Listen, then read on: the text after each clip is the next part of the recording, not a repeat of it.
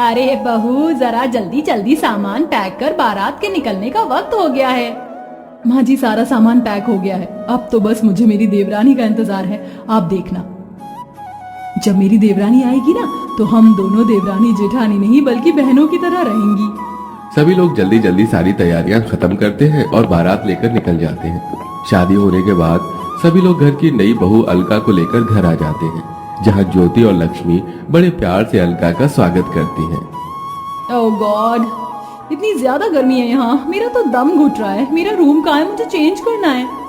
आओ अलका, मैं तुम्हें तुम्हारे कमरे में ले चलती हूँ। अलका कमरे में जाते ही अपनी शादी का जोड़ा उतार कर अपने कंफर्ट के कपड़े पहनकर सीधा लेट जाती है, जिसे देख ज्योति को थोड़ा अजीब लगता है, लेकिन वो कुछ नहीं कहती।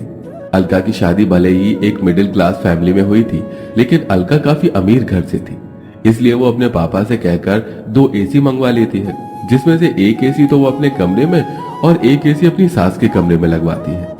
अलका बहू, ये मेरे कमरे में एसी कब लगा और किसने लगाया ये एसी?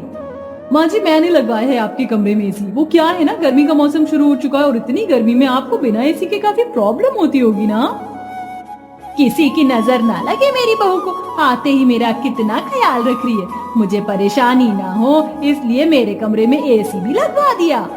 लक्ष्मी इतना बोली रही होती है कि तभी वहाँ ज्योति आ जाती है। अलका, मेरे साथ किचन में चलो, आज तुम अपने हाथों से खाना बनाना।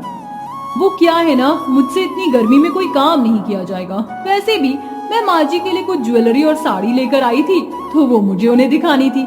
अच्छा, कोई बात नहीं बहू, फिर कभी बना लेना खाना। ज्योति बहू, जाकर तू ही बना ले आज खाना।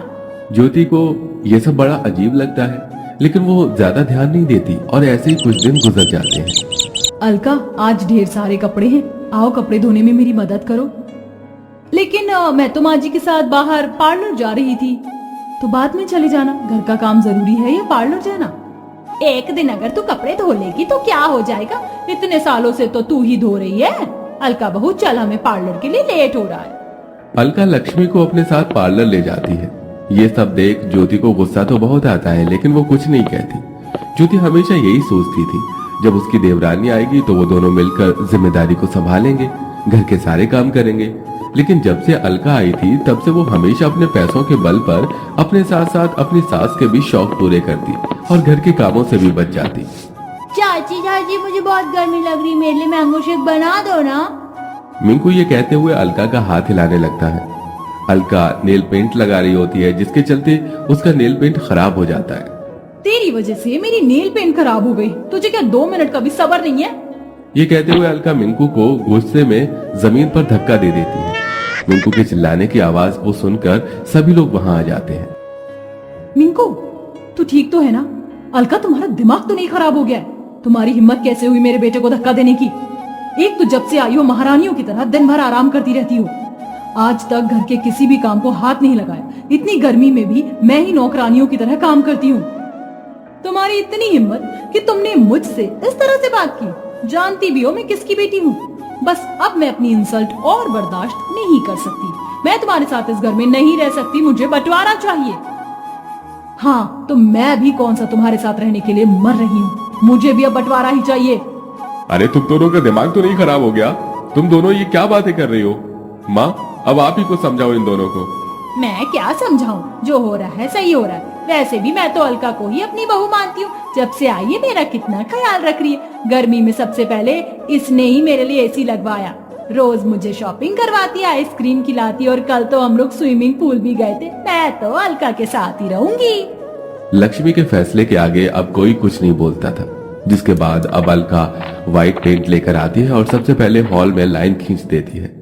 साथ ही साथ बाथरूम, किचन, डाइनिंग टेबल, यहाँ तक कि फ्रिज पर भी लाइन खींचकर उसका भी बंटवारा कर देती है। और अब एक तरफ लेकिन अलका अपने पति नितिन और सास के साथ रहती है, वहीं दूसरी तरफ लाइन के ज्योति अपने पति दुर्गेश और बेटे के साथ रहती है। अलका बहू, बहुत भूख लग रही, जल्दी से खाना बना दे। क्या क्या कहा आपने? मैं खाना बनाऊंगी? मैंने अपने मायके में आज तक चाय तो बनाई नहीं और आप मुझसे खाना बनाने की उम्मीद कर रही हैं। ज्यादा भूख लग रही है तो खुद जाकर बना लीजिए। अपनी बहू की बात सुन बेचारी लक्ष्मी खुद गर्मी में आकर किचन में खाना बनाने लगती है। वहीं लाइन की दूसरी तरफ ज्योति भी खाना बना रही थी। कैसी निकम्मी बहू है मेरी, इसे दिखाई नहीं दे रहा है कि इसकी बूढ़ी सास इतनी गर्मी में भी खाना बना रही है। ये नहीं आकर कुछ मदद कर दे। लक्ष्मी मन ही मन ज्योति को कोसने लगती है और खाना बनाकर वहां से चली जाती है। और ऐसे ही कुछ दिन गुजर जाते हैं। लक्ष्मी देखती है कि ज्योति लाइन के उस तरफ अच्छे से झाड़ू पोछा करके साफ सफाई कर रही है। लाइन के इस तरफ वाला घर किसी हीरे की तरह चमक रहा है, वहीं उसके वाला घर किसी कूड़ेदान की तरह लग रहा था। अलका बहू उठ जा, पूरे घर की सफाई कर दे, पूरे घर में कचरा फैला हुआ है। तू बहू है इस घर की, ये सब तेरा काम है। माँ जी, तो आप भी इस घर की बहू ही हैं। उठिए और जाकर साफ सफाई करिए। इतनी गर्मी में मैं तो इस एसी के सामने से नहीं हिलने वाली। अलका की बात सुन बेचारी लक्ष्मी खुद ही उठकर घर की सफाई करने लगती है। मेरी कमर, इस कमर दर्द और गर्मी ने तो परेशान करके रख दिया। कहाँ फंस गई मैं। अलका खुद पूरा दिन गर्मी में एसी के सामने आराम करती रहती है, वहीं वो अपनी सास लक्ष्मी से नौकरानी की तरह घर के काम करवाती है। हमारे कमरे में कितनी ज्यादा गर्मी है ना, पता है चाचा चाची के कमरे में बड़ा वाला एसी लगा हुआ है, उसमें से बहुत ठंडी ठंडी हवा आती है। माँ, हम एसी कब लगाएंगे? हम तुम्हारे चाचा चाची की तरह अमीर नहीं हैं। तुम्हारे चाचा मल्टीनेशनल कंपनी में काम करते हैं और तुम्हारे पापा मामूली कूलर की दुकान में, समझे? अपनी माँ को इतने गुस्से में देख मिंकू बाहर आ जाता है और देखता है कि लाइन के दूसरी तरफ से बहुत ठंडी ठंडी हवा आ रही है। मिंकू गर्मी को बर्दाश्त नहीं कर पाता और सीधा बंटवारे की लाइन को पार करके अलका के कमरे में पहुंच जाता है। तभी अलका मिंकू को देख लेती है। तेरी हिम्मत कैसे हुई मेरे कमरे में आने की? लास्ट टाइम उसमें से बहुत ठंडी ठंडी हवा आती है। माँ, हम एसी कब लगाएंगे? हम तुम्हारे चाचा चाची की तरह अमीर नहीं हैं। तुम्हारे चाचा मल्टीनेशनल कंपनी में काम करते हैं और तुम्हारे पापा मामूली कूलर की दुकान में, समझे? अपनी माँ को इतने गुस्से में देख मिंकू बाहर आ जाता है और देखता है कि लाइन के दूसरी तरफ से बहुत ठंडी ठंडी हवा आ रही है। मिंकू गर्मी को बर्दाश्त नहीं कर पाता और सीधा बंटवारे की लाइन को पार करके अलका के कमरे में पहुंच जाता है। तभी अलका मिंकू को देख लेती है। तेरी हिम्मत कैसे हुई मेरे कमरे में आने की? लास्ट टाइम की मार भूल गया है क्या? भाग यहाँ से। अलका की डांट सुन मिंकू भागते हुए अपने कमरे में आ जाता है। वहीं अब बूढ़ी उम्र में इतनी मेहनत करते करते लक्ष्मी की तबीयत काफी खराब हो गई थी। कोई मेरी मदद करो, हाय मेरी कमर।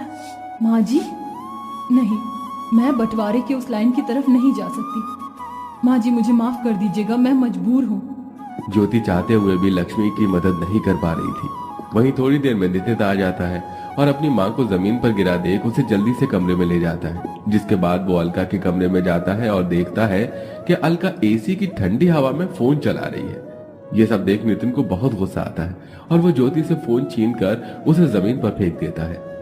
मेरी माँ दर्द से तड़प रही है और तुम हो कि यहाँ फोन चला रही हो। अगर अब से तुमने घर के काम नहीं किए तो जिस तरह से तुम्हारा आज फोन तोड़ा है, अगली बार तुम्हारा मुंह तोड़ दूंगा, समझी? नितिन को इतने गुस्से में देख अलका काफी डर जाती है और अब अलका घर के काम में लग जाती है। ये रोटी है या इंडोनेशिया का मैप? गोल बिल ही नहीं रही है। लगता है मैंने गलती से डिटर्जेंट पाउडर की जगह ब्लीच पाउडर डाल दिया। ये सारे कलरफुल कपड़े तो विधवा हो गए। मेरी कमर, लगता है इस गर्मी में घर का बंटवारा करके मैंने अपनी जिंदगी की सबसे बड़ी गलती की। बंटवारे की वजह से अब घर की सारी जिम्मेदारी मुझ पर आ गई है। ऊपर से इस गर्मी ने भी बुरा हाल करके रख दिया। अब मैं क्या करूं? ये कहते हुए अलका जोर जोर से रोने लगती है और अब वो माफी मांगने के लिए अपने खुद की खींची हुई बंटवारे की लाइन को पार करके सीधा अपनी जेठानी ज्योति के कमरे में जाती है, जहाँ वो देखती है कि उसकी सास पहले से ही वहाँ मौजूद है। माँ जी, आप? और नहीं तो क्या करती मैं? घर की बड़ी होने के नाते मुझे इस बंटवारे को रोकना चाहिए था, लेकिन तेरी अमीरी की चकाचौंध ने तो मुझे अंधा करके रख दिया था। मैं यहाँ ज्योति बहू से माफी मांगने आई हूँ। जेठानी जी, मुझे भी माफ कर दीजिए, मुझसे बहुत बड़ी गलती हो गई। देवरानी जेठानी में घर का बंटवारा करके मैंने बहुत बड़ा पाप किया है, लेकिन अब मुझे मेरी गलती का एहसास हो गया है। नहीं, मैं तुम्हें इतनी आसानी से माफ नहीं कर सकती। भगवान के लिए हम दोनों को माफ कर दे बहू, हमसे बहुत बड़ी गलती हो गई है। माँ जी, ये आप क्या कर रही हैं? आप मेरे सामने हाथ मत जोड़िए। ज्योति अपनी सास और देवरानी को अपनी अपनी गलतियों का एहसास होता देख उन्हें माफ कर देती है, जिसके बाद अब दोनों देवरानी जेठानी मिलकर घर की जिम्मेदारियों को उठाते हैं और मिलजुल कर सारे काम करते हैं और सब लोग हंसी खुशी रहते हैं।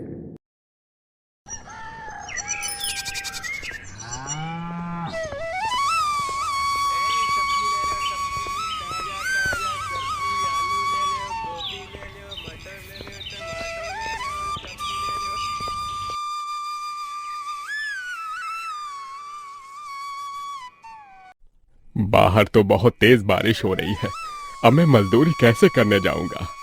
बाबा आप रुक जाइए, मौसम बहुत ज्यादा खराब है। मुझे तो समझ नहीं आ रहा, ये दिन पर दिन मौसम खराब होता जा रहा है। अगर ऐसे ही चलता रहा तो मजदूरी नहीं कर पाऊंगा और घर में खाने को एक दाना तक नहीं आ पाएगा। तभी बहुत तेज आंधी तूफान चलता है। अरे देखो जरा देखो, कितनी तेज तूफान चल रहा है। अरे महेश बेटा, तू झोपड़ी के ऊपर तिरपाल तो लगा कर आया था ना? हाँ बाबा, लगा दी थी तिरपाल। और उसके ऊपर तूने ईंटें रखी थी या नहीं? बाबा ईंट रखना तो मैं भूल गया। महेश के इतना कहते ही झोपड़ी के अंदर बारिश की वजह से पानी टपकना शुरू हो जाता है। हे भगवान महेश, तूने ये क्या किया? तुझे मैंने कहा था बारिश और तूफान तेज है, तुझे ईंटें रख देनी चाहिए थी।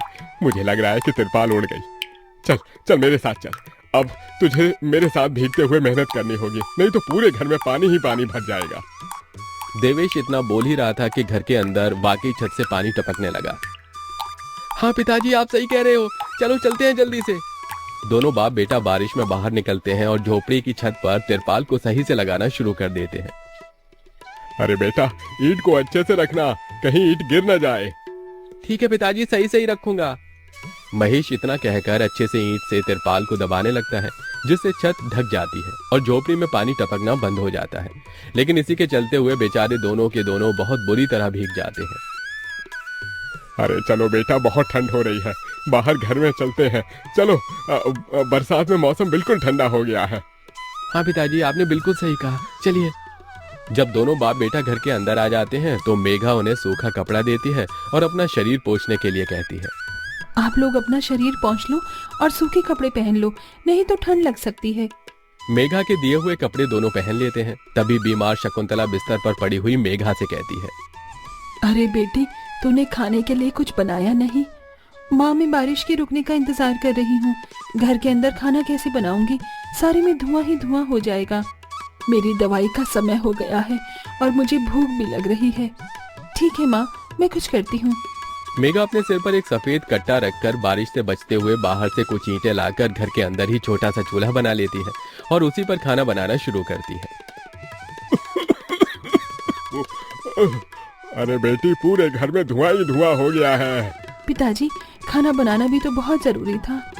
मेघा जैसे तैसे करके जल्दी जल्दी खाना बना लेती है। वो खाने में नमक मिर्च वाले चावल ही बना पाती है। माँ, माँ उठो, ये लोग खाना खा लो। शकुंतला मेघा के हाथों से खाना खाती है। शकुंतला के पूरे शरीर को पैरालाइज हुआ था, जिसके कारण ना तो वो हिल सकती थी और ना ही वो उठ सकती थी। मेरी प्यारी बेटी, इतनी कम उम्र में तेरे ऊपर कितनी जिम्मेदारी आ गई। हम गरीबों का कुछ नहीं हो सकता है। इस गरीब झोपड़ी के अंदर हम कैसे कैसे दिन देखते हैं। कोई बात नहीं माँ, बच्चे समय के अनुसार बड़े होते हैं, लेकिन मैं समय से पहले बड़ी हो गई हूँ। आपको तो खुश होना चाहिए। मैं तो इस कदर लाचार हो गई हूँ कि तेरे सर पर हाथ रखकर तुझे आशीर्वाद भी नहीं दे सकती बेटा। शकुंतला की आंखों से आंसू निकल रहे थे। मेघा उसके आंसू पोंछकर अपनी माँ को हौसला देती है, जिसके बाद वो अपने भाई और पिता के साथ बैठकर खाना खाती है। बारिश होती ही रहती है, लेकिन बारिश रुकने का नाम ही नहीं लेती। खाना खाकर वो सभी सो जाते हैं। आधी रात के समय जिस तरफ शकुंतला का बिस्तर होता है, वहां पर पानी टपकना शुरू हो जाता है। अरे ये क्या, पानी टपक रहा है। मेघा, मेघा, लगता है सो गई। अब मैं क्या करूं? ये पानी तो धीरे धीरे टपकता ही जा रहा है। शकुंतला रात भर अपने ऊपर टपकते हुए पानी को ऐसे ही झेलती रहती है, जिसकी वजह से सुबह तक उसके पूरे शरीर में बुखार फैल जाता है। अरे अरे ये क्या माँ, आपको तो बहुत ही बुखार हो गया है। रात भर ये झोपड़ी की छत टपकती ही रही। मैंने तुम्हें उठाने की कोशिश की, लेकिन तुम्हारे तक आवाज नहीं गई। ये सुनकर मेघा को बहुत अफसोस होता है। वो सूखे कपड़ों पर अपनी माँ को सहारा लगाकर लिटा देती है और उनके कपड़े भी बदल देती है। लेकिन तभी अचानक से गांव में बाढ़ आ जाती है। अरे अरे ये क्या हो, यहाँ तो पानी भर रहा है। अरे लगता है गांव में बाढ़ आ गई है। अरे हम लोग क्या करें? अरे बेटा महेश, अरे भाई, अपनी माँ को कंधे पर उठा, नहीं तो हम सभी बह जाएंगे।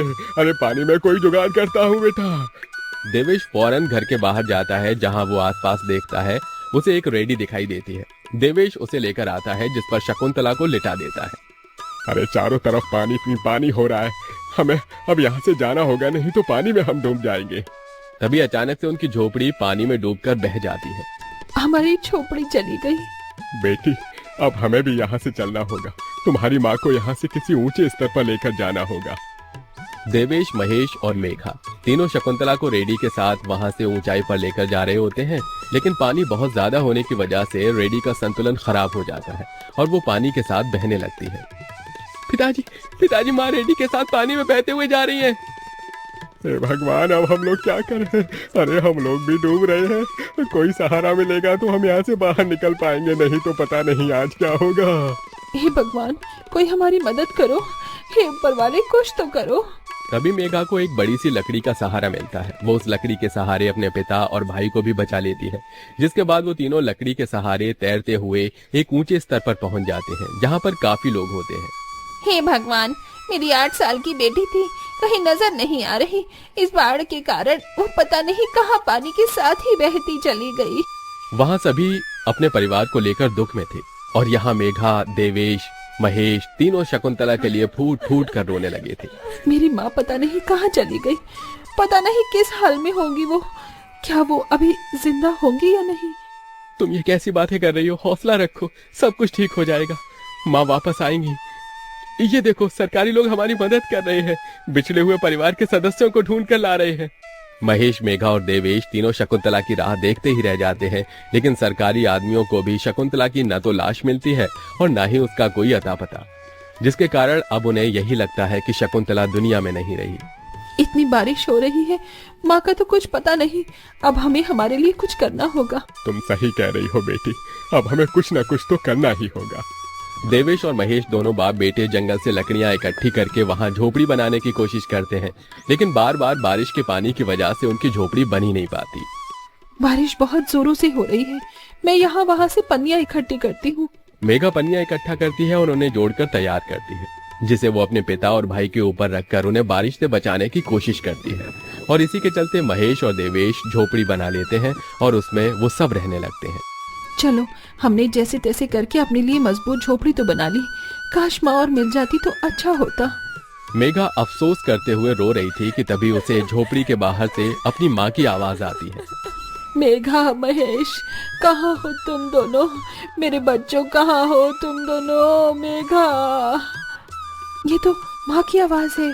मेघा जैसे ही झोपड़ी के बाहर आती है, वो बारिश में भीगते हुए अपनी माँ को खुद अपने पैरों पर चलकर आते हुए देखती है।